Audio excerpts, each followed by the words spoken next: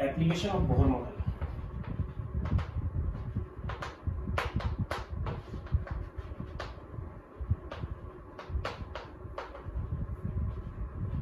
Bohr model की applications. First application ले रहा हूं मैं,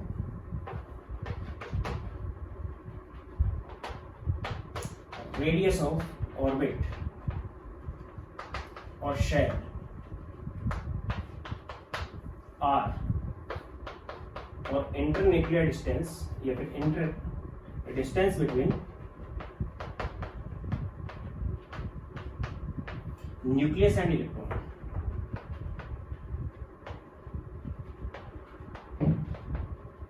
इलेक्ट्रॉन और न्यूक्लियस के बीच की डिस्टेंस।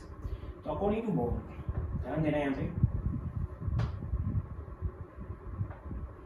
बोहर के अकॉर्डिंग किसी भी सेल, एन सेल है, कोई भी सेल हो सकती है जिसमें इलेक्ट्रॉन प्रेजेंट है, सपोज करो ये इलेक्ट्रॉन प्रेजेंट है और ये इसका न्यूक्लियस है,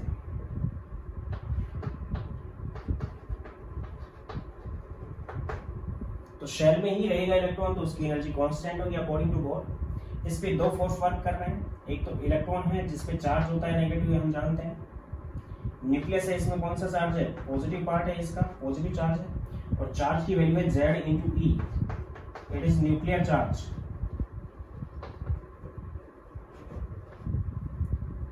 अगर Z की वैल्यू 1 है तो एक हाइड्रोजन का एटम है, क्योंकि हाइड्रोजन का एटॉमिक नंबर 1 होता है, तो Z की वैल्यू अगर 1 है तो E मींस चार्ज कितना होगा, E मींस प्रोटॉन का चार्ज, एक ही प्रोटॉन है उसमें, अगर उसमें 2 प्रोटॉन है तो 2 इंटू ई मीन्स 2 प्रोटॉन का चार्ज हो गया, अगर उसमें 3 प्रोटॉन है तो 3 इंटू ई मीन्स 3 प्रोटॉन का चार्ज हो गया, तो न्यूक्लियर चार्ज हो गया वो कितना हो गया, Z इंटू ई। इसी टाइप से इसके पास दो चीजें हैं, एक तो ये एक ही ऑर्बिट में क्यों रह रहा है, क्योंकि अंदर की तरफ यहाँ से यहाँ तक की जो डिस्टेंस है वो r है, न्यूक्लियस के सेंटर से इलेक्ट्रॉन की बीच की दूरी क्या है, r, distance between nucleus and electron, यही चीज हमें कैलकुलेट करनी है, which is radius of this orbit, circular orbit की रेडियस है। इसके ऊपर एक फोर्स वर्क कर रहा है अंदर की तरफ, जो कि इस पे पॉजिटिव और इस पे नेगेटिव चार्ज की वजह से, विच इज कूलम्बिक फोर्स।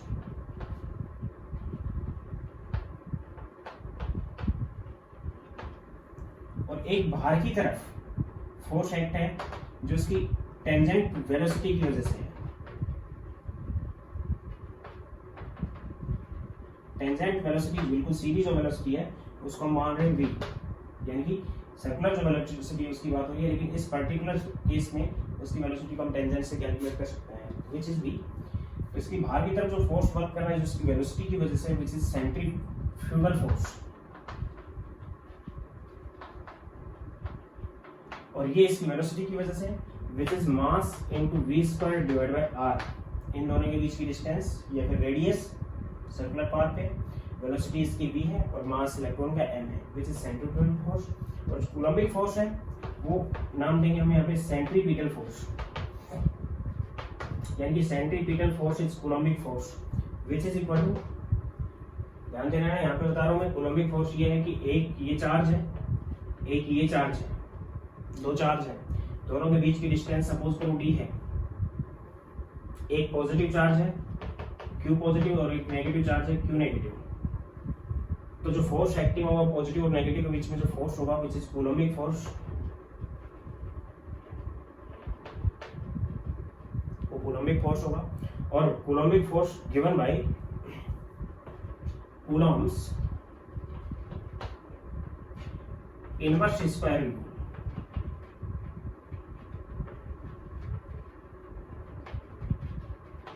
ये इनवर्स स्क्वायर लॉ उसने दिया था, रूल दिया था उसने, या फिर यहाँ पे लॉ लिख रहा हूँ मैं, लॉ से इसको एक्सप्लेन कर सकते हैं कि इन दोनों के बीच का जो कूलम्बिक फोर्स लगेगा, which is equal to charge of this multiply by charge of this divided by distance square, इन डिस्टेंस के स्क्वायर के इनवर्सली प्रोपोर्शनल होता है कूलम्बिक फोर्स जो होता है। तो वही यहाँ पे बता रहा हूँ मैं, इस इलेक्ट्रॉन पे चार्ज कितना है, charge of electron multiply by यहाँ पे चार्ज कितना है Z इंटू ई, और डिवाइड बाय दोनों के बीच की डिस्टेंस कितनी है r, और उसका square means which is equal to Z square upon r। Z atomic number है, ई चार्ज ऑफ प्रोटॉन है और चार्ज ऑफ इलेक्ट्रॉन है, दोनों के चार्ज ऑपोजिट होते हैं, यहाँ पे चार्ज की क्वांटिटी की बात हो रही है, उनकी मैग्नीट्यूड की बात हो रही है, चार्ज ऑपोजिट होते हैं लेकिन इक्वल क्वांटिटी होती है, 1.6 × 10⁻⁻19 कूलम। तो क्वांटिटी की बात होगी, इस पे कितनी क्वांटिटी थी, इस पे कितनी क्वांटिटी थी, डिवाइड बाय दोनों के बीच की डिस्टेंस कितनी है उसका स्क्वायर।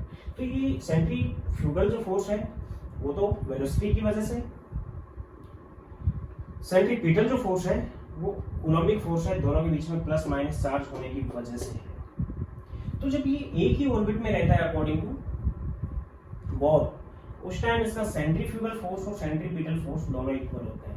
कहने का मतलब है कि रस्सी ली हमने, रस्सी के ऊपर हमने एक पत्थर बांध दिया और उसको घुमाया, जब तक हम उसको घुमाते रहेंगे उस पत्थर की एक सर्कुलर पाथ बनती रहेगी। यानी क्या हुआ कि जो अंदर की रस्सी है वो तो उसके सेंट्रीपिटल फोर्स को कर रही है कि अंदर का जो फोर्स है, और जो घूमने की वजह से उसकी बाहर की तरफ जो उसकी वेलोसिटी की वजह से फोर्स लगा हुआ विच इज सेंट्रीफ्यूगल फोर्स, वो दोनों बैलेंस हो गए। सेंट्रीपिटल अंदर की तरफ और सेंट्रीफ्यूगल बाहर की तरफ, दोनों बैलेंस होने की वजह से उसका पाथ जो हुआ एक सर्कुलर पाथ बन जाता है। सेम वही कंडीशन है कि सेंट्रीपिटल फोर्स और सेंट्रीफ्यूगल फोर्स, ये अंदर की तरफ न्यूक्लियस की तरफ लग रहा है और ये बाहर की तरफ लग रहा है। इससे जस्ट दोनों एक दूसरे को अगर बैलेंस करते हैं तो उस कंडीशन में इलेक्ट्रॉन इसी ऑर्बिट में चक्कर लगाएगा। अगर सेंट्रीफ्यूगल फोर्स बढ़ जाता है तो इलेक्ट्रॉन बाहर निकल जाएगा, अगर सेंट्रीपिटल फोर्स बढ़ जाता है तो इलेक्ट्रॉन अंदर आ जाएगा। लेकिन एक ही ऑर्बिट में रहने के लिए according to Bohr, centrifugal force और सेंट्रीपिटल फोर्स एक दूसरे को कंप्लीटली बैलेंस कर जाते हैं। फिर एक बार रिपीट कर देता हूँ, टेंजेंट वेलोसिटी की वजह से सेंट्रीफ्यूगल फोर्स है और इन दोनों के चार्ज के वजह से इनके बीच में जो अट्रैक्शन लगा हुआ है which is coulombic force which is called centripetal force, और उसकी वैल्यू ये है और इसकी वैल्यू ये है। ये कूलम इनवर्स स्क्वायर लॉ से हम लेके आए हैं। अब मैं यहाँ पे इसी के नीचे इसको मिटा के मैं बात कर रहा हूँ कि centrifugal force is equal to centripetal force. Note कर लेना।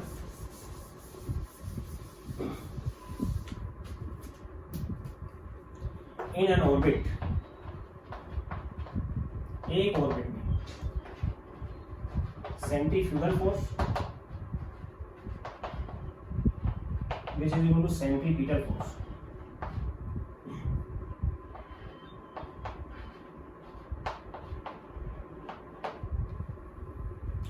Centrifugal force is equal to mv square upon r और सेंट्रीपिटल जो फोर्स है which is z a square upon r square। यहाँ पे k कांस्टेंट भी होता है जो मैंने यहाँ पे बताया आपको कि कूलम्बिक जो फोर्स लगे होते हैं उस कूलम्बिक फोर्स में जो q plus into q minus divide by r square या d स्क्वायर था मल्टीप्लाई के एक के कांस्टेंट भी आता है जो प्रोपोर्शनली साइन को ओपन करके लिख लेते हैं। तो यहाँ पे मैं k पुट कर रहा हूँ, वहाँ पे भी आप पुट कर लेना k।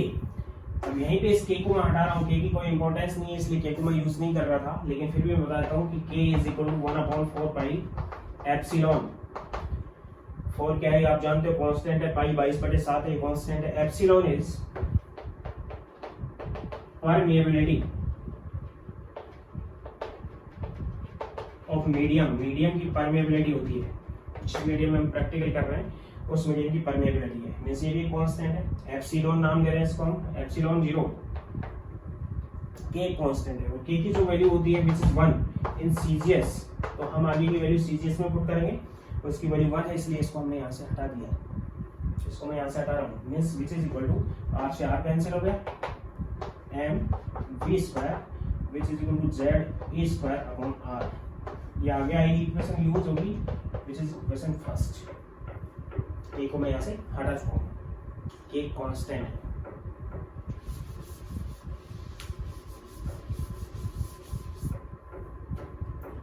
According to postulate of second postulate,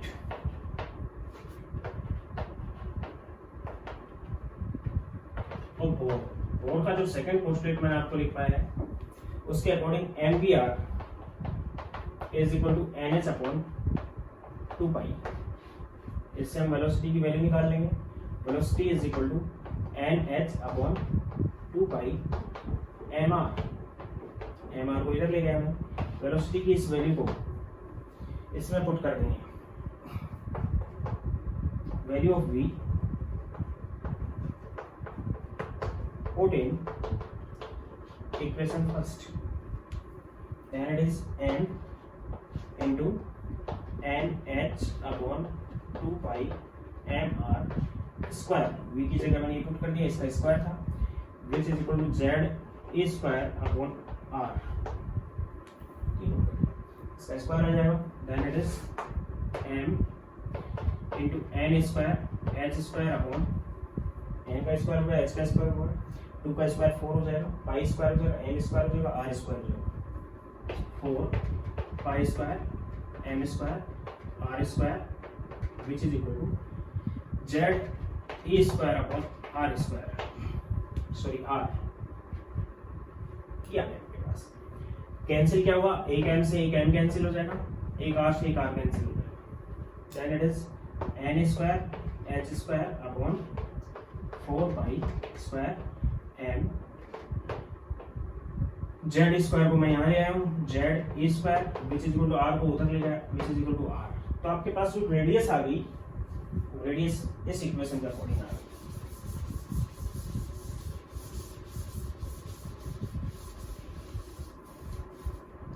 radius आ गई आपके पास, radius is equal to n square h square upon 4 pi square m Z e square.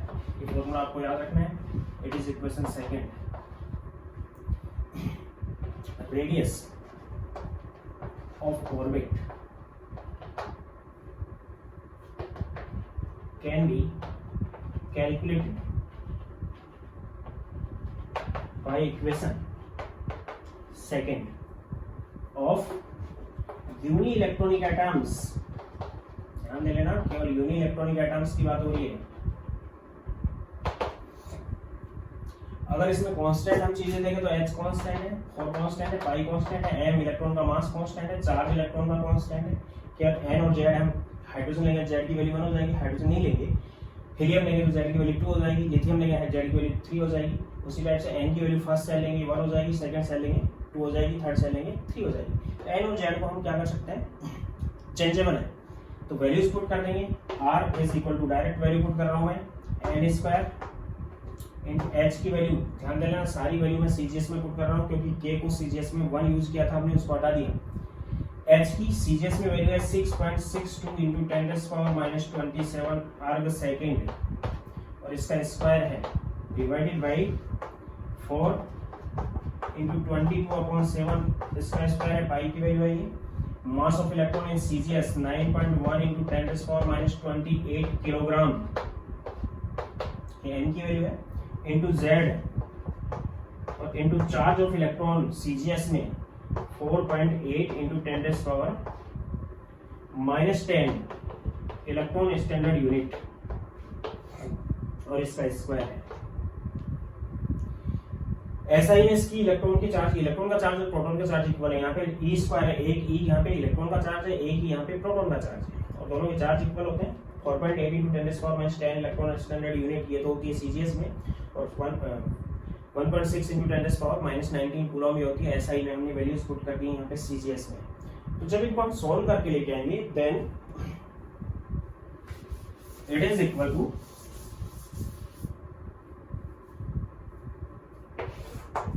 R is equal to 0.529 into 10⁸8 minus 8 into n square divided by z और ये जो answer आएगा ये centimetre में आएगा, cm सेंटीमीटर। तो 10⁻8 centimetre is 1 angstrom, then R is equal to 0.529 into 10⁻10 into n square upon z, ये हम मीटर में ले सकते हैं, 10⁻10 रख दिया मैंने इसको, and r is equal to 0.529 into 10⁻10 metre को एंगस्ट्रॉम लिख देंगे, n स्क्वायर अपॉन z, ये हम एंगस्ट्रॉम में ले सकते हैं क्योंकि 1 एंगस्ट्रॉम 10⁻10 मीटर और 10⁻8 सेंटीमीटर के इक्वल होता है। तो सीजीएस में इसकी ये वैल्यू आएगी सेंटीमीटर में, जिसको हमने एंगस्ट्रॉम में पुट कर दिया। तो ये फॉर्मूला है जो कि यूजफुल है, जिससे हम कैलकुलेट करके लेकर आते हैं। ये सिर्फ सीजीएस में वैल्यू पुट करने के बाद आया वो फॉर्मूला है बोर्ड का, और ये बाद में पोस्टुलेट्स के बाद में जो मॉडर्न एटॉमिक थ्योरी है वो इस चीज को बताती हुई है कि परफेक्ट फॉर्मूला है। फर्स्ट सेल के लिए हाइड्रोजन के लिए इतनी ही रेडियस आती है, means in case of hydrogen atom, अगर हाइड्रोजन एटम की हम बात करें तो हाइड्रोजन एटम के केस में एन फर्स्ट सेल, जिसको हम जो R of hydrogen of first shell है इसको हम बोलते हैं बॉश रेडियस। न्यूमेरिकल्स में पूछा जाता है इसी को। हाइड्रोजन की फर्स्ट सेल की रेडियस को हम नाम देते हैं बॉश रेडियस और रिप्रेजेंट करते हैं इसको हम ए नोट से, मींस ए नोट कहीं पे भी लिखा दिखा है, इसका मतलब फोर बॉश रेडियस है। और बॉश रेडियस क्या होती है? हाइड्रोजन की फर्स्ट सेल की रेडियस है। क्या आ जाएगा? R is equal to, n की वैल्यू तो कितनी होगी? 1, फर्स्ट सेल है, और जेड की वैल्यू भी कितनी होगी? 1, then R is equal to a nought, Bohr's radius होगी, which is equal to 0.529 into 1 square upon 1 angstrom, means R is equal to A naught, which is equal to 0.529 angstrom, यानी box radius ये होती है। कितने angstrom होती है box radius? यानी hydrogen की फर्स्ट सेल की रेडियस है।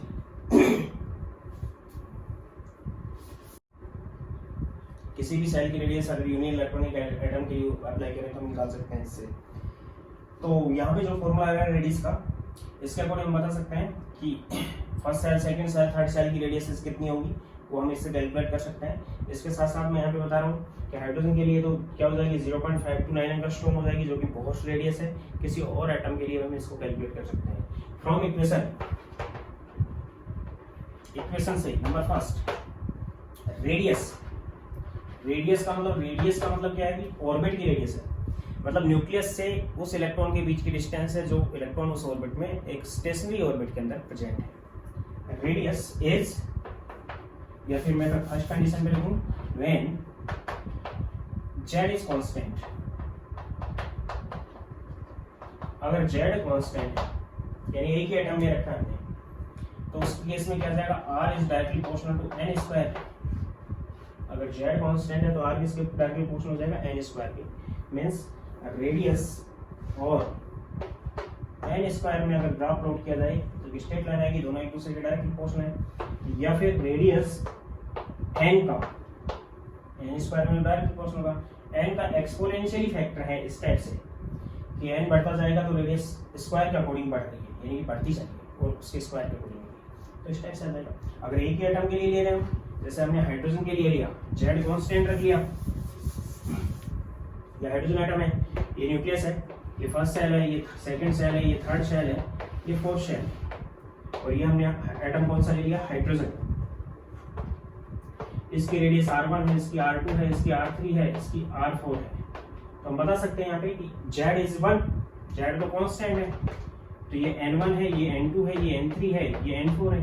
तो रेडियस क्या हो जाएगा? जैसे जैसे n बढ़ता जाएगा वैसे वैसे रेडियस बढ़ जाएगी। तो इस कंडीशन में हम बता सकते हैं R4 is greater than R3 is greater than R2 is greater than R1। जब जेड कांस्टेंट है तो एक ही एटम यूज कर रहे हैं, चाहे हाइड्रोजन का लें चाहे हीलियम का एटम लें, उनके अंदर सभी शेल्स के अंदर जैसे जैसे सेल बढ़ती जाएगी रेडियस बढ़ती चली जाएगी। सेकंड इज व्हेन n इज कांस्टेंट,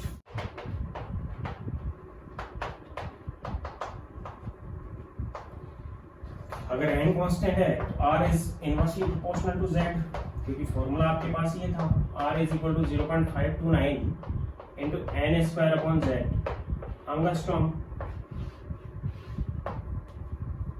इनवर्सली प्रोपोर्शनल हो गया। यानी कि जैसे जैसे Z बढ़ता जाएगा 1 अपॉन Z बढ़ता चला जाएगा, वैसे वैसे तो डायरेक्टली प्रोपोर्शनल हो गया। लेकिन जैसे जैसे Z बढ़ता जाएगा 1 अपॉन Z से तो डायरेक्टली प्रोपोर्शनल R, लेकिन अगर Z बढ़ता जा रहा है तो रेडियस कम होती चली जाएगी। इसका मतलब कहने का ये है, एक एटम तो हमने किसका लिया? हाइड्रोजन का लिया, एक एटम हमने लिया हीलियम का, हीलियम प्लस, हीलियम का मतलब है हीलियम प्लस से, एक एटम हमने लिया लिथियम का Li+2, और एक एटम ले लिया हमने बेरिलियम का B+3। Li+2 और B+3 का मतलब समझ रहे हो? यूनि इलेक्ट्रॉनिक एटम है, इन पे अप्लाई कर सकते हैं हम, केवल एक एक इलेक्ट्रॉन है, तो हम बोर मॉडल में केवल यूनि इलेक्ट्रॉनिक एटम यूज करेंगे।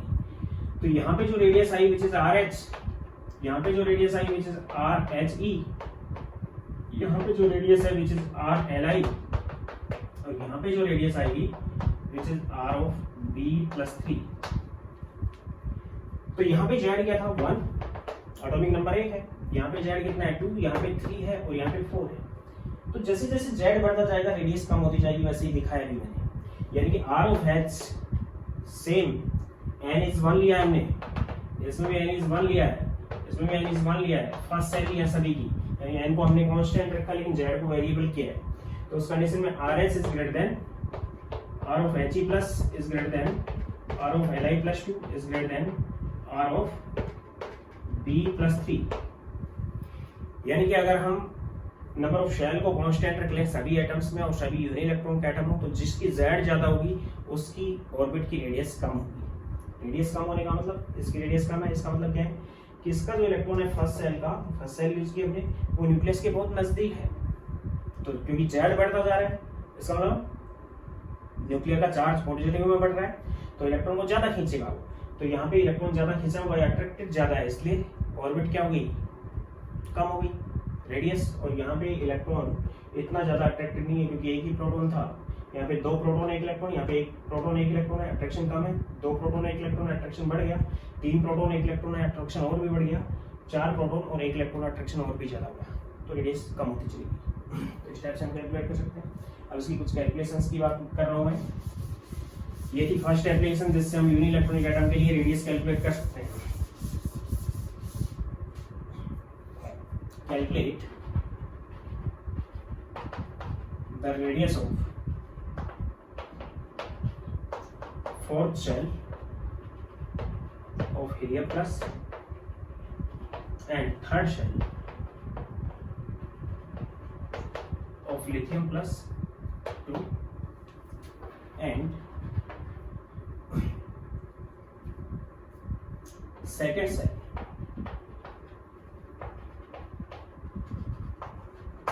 of B plus 3, ये आपको कैलकुलेट करना है। तो मैं सबसे पहले ले रहा हूँ हीलियम प्लस, सेकेंड नंबर पे यहाँ पे बात करेंगे हम लिथियम प्लस की, और थर्ड नंबर पे हम बात करेंगे B प्लस 3 की। तो हीलियम प्लस के लिए N आपको दिया हुआ है 4, फोर्थ शेल है, और Z हीलियम के लिए 2 होता है। इसके लिए N दिया हुआ है आपको 3, Z इसके लिए 3 होता है। इसके लिए N दिया हुआ है आपको 2, और यहाँ पे 2 दिया हुआ है, और Z इसके लिए 4 होता है। Radius of helium atom which is equal to 0.529 into N square. N square की वैल्यू कितनी होगी, 4 स्क्वायर डिवाइड बाय 2, मींस ये से कैंसिल हो जाएगा, तो कैंसिल हो जाएगा, कितना हो गया, 4 इंटू 4 आ गया, तो 4 इंटू 2 हो गया 8। Then radius of helium atom कौन से, उसकी रेडियस है, फोर्थ शेल की रेडियस है। यहाँ पे 8 आ गया, इससे एक ऐड हो गया, मल्टीप्लाई 2 रह गया। जैसे यहाँ पे मैं लिखूँ 4 स्क्वायर डिवाइड बाय 2, तो कितना आ गया यहाँ पे 0.529 इंटू 8। 4 इंटू 4 हो जाएगा, 4 इंटू 2 बचेगा, 2 से 2 कैंसिल हो गया, इसलिए 4 इंटू 2 बचेगा, तो इस कंडीशन में आ गया। Then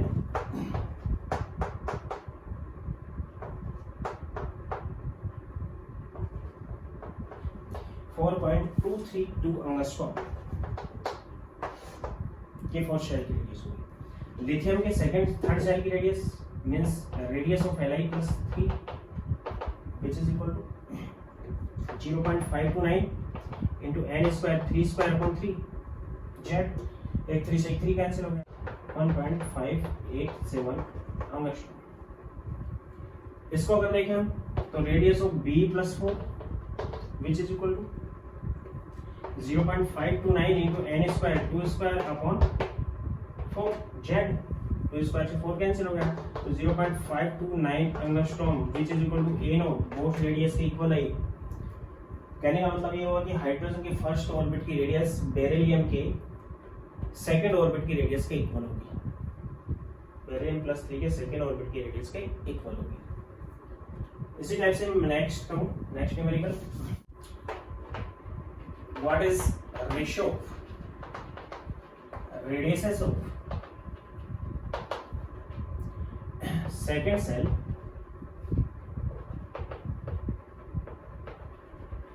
of lithium plus 2 and third shell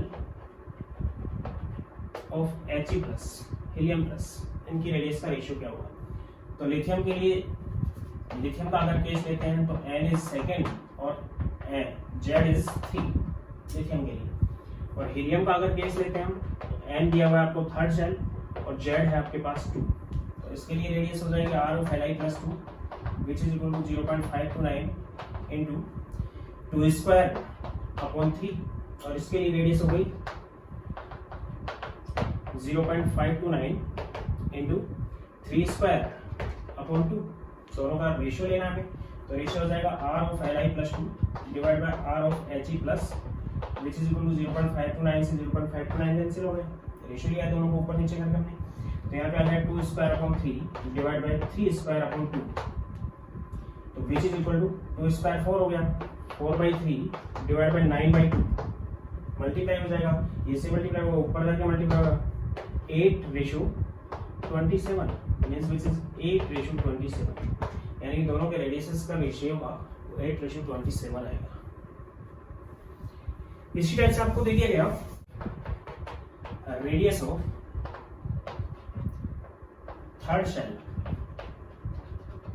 of B+2 या B+3 is x, then what is the radius of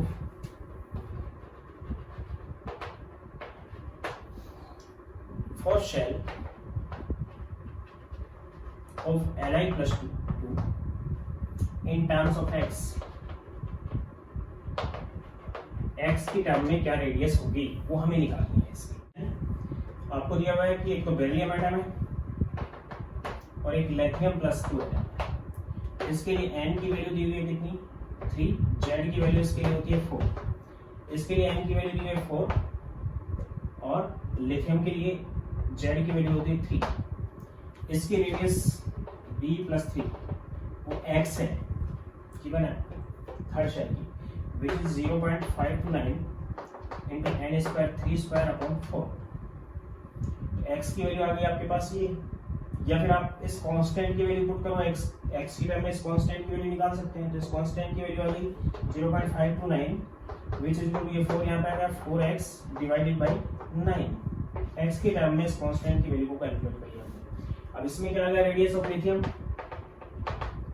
which is equal to 0.529 into angstrom में चल रहा है सब कुछ n square 4 square divide by 3, ये आ गया। अब हमें ये x की टर्म में चाहिए, तो ये वैल्यू हम जो कांस्टेंट की वैल्यू हम x की टर्म में निकाल रहे हैं उसको यहाँ पुट कर देंगे हम, then radius of lithium which is equal to 4x divide by 9 multiply 4 square divide by 3 means 64 of x divide by 27, x की टर्म में लिथियम की ये वैल्यू आएगी। तो इस टाइप से हम इसके न्यूमेरिकल सॉल्व कर सकते हैं। ये जो लेक्चर ले रहा हूं मैं, ये आपका जो भी लेक्चर है उसका पार्ट फर्स्ट है। सेकंड पार्ट में हम बात करेंगे एनर्जी और वेलोसिटी की, कि हम एप्लीकेशंस के अकॉर्डिंग एनर्जी और वेलोसिटी कैसे कैलकुलेट करेंगे, यानी कि बहुत मॉडल है वो 2-3 लेक्चर में कंप्लीट होगा, इसलिए सभी लेक्चर के साथ बने रहें। लेक्चर को मैंने पार्ट में डिवाइड कर दिया है और मॉडल को बहुत अच्छे तरीके से समझने के लिए सभी लेक्चर देखें, सब्सक्राइब कर लें, बेल आइकन दबा लें ताकि नोटिफिकेशन मिलता रहे आपको और आप इसको देखते रहें।